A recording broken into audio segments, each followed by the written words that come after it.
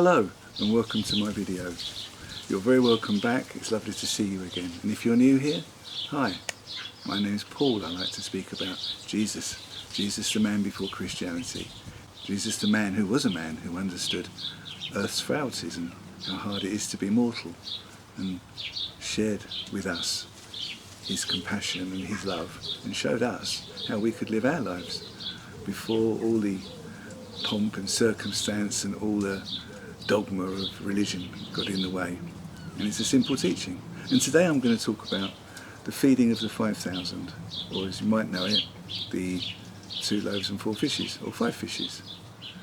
So the story is in the Bible, written by I think all 4 disciples, but my favourite is always Luke, because Luke gets into tinier details when he tells one of these stories. So here's Luke's version. Have a listen. But the crowds learned about it and followed Jesus. He welcomed them and spoke to them about the kingdom of God and healed those who needed healing. Late in the afternoon, the 12 came to him and said, "Send the crowd away so they can go to the surrounding villages and countryside and find food and lodging, because we are in a remote place here." He replied, "You give them something to eat." They answered, "We have only 5 loaves of bread and 2 fish, unless we go and buy food for all this crowd." About 5,000 men were there. But he said to his disciples, "Have them sit down in groups of about 50 each." The disciples did so, and everyone sat down. Taking the 5 loaves and the 2 fish, and looking up to heaven, he gave thanks and broke them. Then he gave them to the disciples to distribute to the people. They all ate and were satisfied, and the disciples picked up 12 basketfuls of broken pieces that were left over. As you can see, the crowd of people were following Jesus, and the crowd got bigger and bigger. 5,000 men, which means there was women and children there that weren't counted. There was a lot of people, and they were all going hungry. And the disciples, the apostles, were worried that they weren't going to get fed, and they were going to start to get antsy and maybe have a little bit of a riot. So they wanted to send the people off into the town so they could buy food. And Jesus said, "No, that's fine, let them all sit down, we'll work it out." And he was preaching and he was healing, and people were getting hungry. And then a little boy, well, not in the Bible version, I'll get to that in a minute, so the apostles said, "We've only got 2 loaves and 5 fishes. And Jesus said, "That's fine." And he broke bread, and then everybody was fed. Every single person there was fed. So what are we looking at? 10,000, 12,000 people, all fed with. So was it a miracle?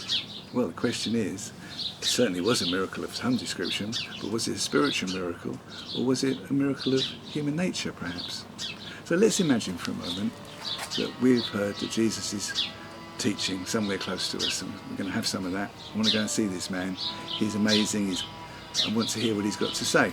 So we pack ourselves a lunch pack. We know we're going for the day. We know it's going to be a long day, so we put in there a cheese and pickle sandwich, a couple of tomatoes, packet of crisps, a couple of biscuits, thermos flask of, if you're American, coffee. If you're English, it'll be tea, and off we go.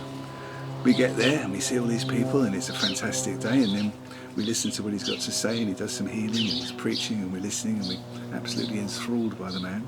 And the next thing we know is that he's moving on. So we'll say, is that it for the day? But then one of the people hears he's moving to somewhere else. So, wow, let's go. And off we go. And the day's getting later and later. And I am getting hungry. And I've got my backpack and I've got my lunch, but I'm looking around and there's thousands of people around me. And to be perfectly honest, if I get my lunch out, I can't share it with all these people. I'll go hungry. No, I'll wait until I'm on my own and I can have my lunch and enjoy it.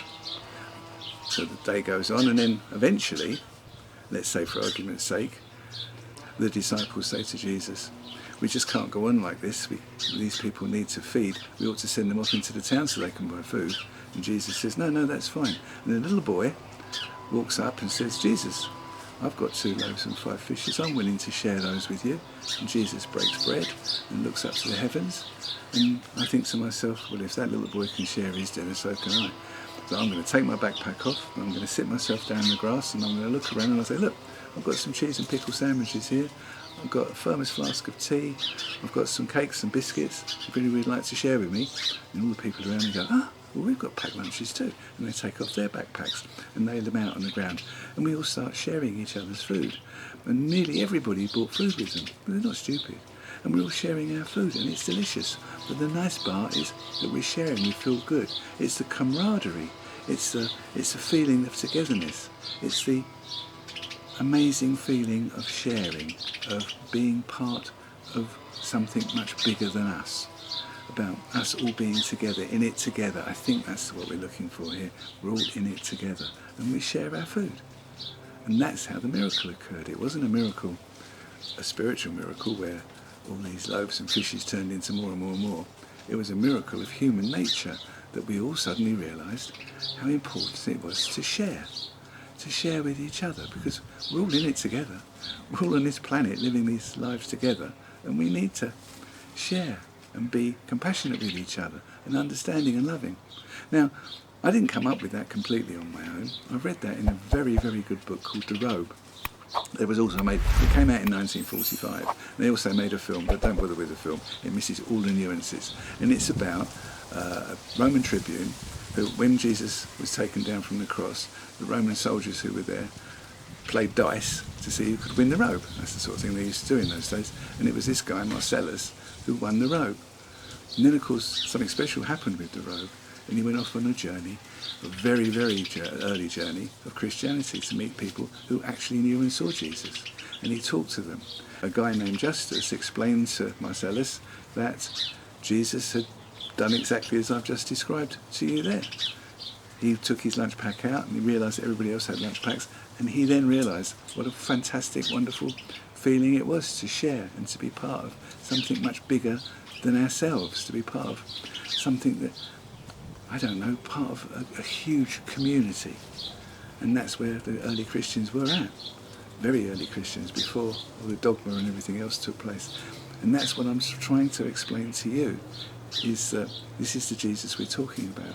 The Jesus who taught us to share, taught us to love, taught us to understand each other, to be have empathy, to think to yourself before you condemn somebody about what you've done in your life, and have you got the right to condemn them? Or when you want to share something, or somebody shares something with you, how important it is to be grateful. So do you see, the feeding of the 5,000 was a wonderful, wonderful experience for all those people that were there. And certainly, if I'd been there, I think I would have certainly wanted to join Jesus. So I've put details of the book The Robe in the description below. Lloyd C. Douglas was the writer, and it was first published in 1945, but it's still in print now. And it is an excellent book. Do read it. It gives you a taste of very early Christianity. Obviously, it's fictional, and it was all out of his head, but it resonated with me. But the important thing for me is it takes me back to my soul's journey. So if you've watched my video, the man who talks to his soul, where I explain all the things that happened in my life that brought me to this point, I'd forgotten this one. These things keep coming back to me. When I read this book when I was at school, so I was 15, 16, when I read this book, that feeding of the 5,000 really resonated deeply with me, because I thought to myself, that I went to a very religious school on my hand, and I thought to me, that resonates with me a lot more than the Christianity that I'm experiencing here in my life at the moment. What I'm hearing here about early Christianity is much more, but it took me most of my lifetime to realise where it was all gone wrong for me and where it was now going right for me. So do join me. I've now got a website, Jesus Before Christianity, so if you'd like to go along there, that'll be in the link as well. And thank you for coming. Do share, do like, do subscribe if you haven't already, and I look forward to seeing you in my next video. Thank you for coming. Goodbye.